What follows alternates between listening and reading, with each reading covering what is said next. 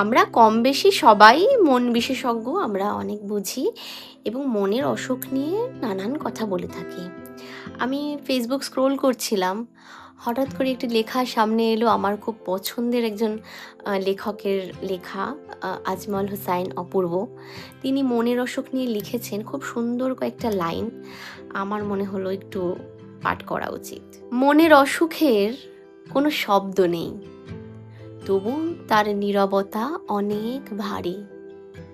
সব ঠিক আছে বলার অভ্যাসেও অনেক সত্যি চাপা পড়ে যায়। এত মানুষের মাঝেও হঠাৎ মনে হয় আমি যেন কোথাও নেই। অকারণে দীর্ঘশ্বাস জমে ওঠে, কারণটা নিজেও ঠিক বোঝা যায় না। এই অসুখের ওষুধ খুব কম, কখনো একটু বোঝাপড়া, কখনো একটু নিঃশব্দে সহানুভূতি, এটুকুই।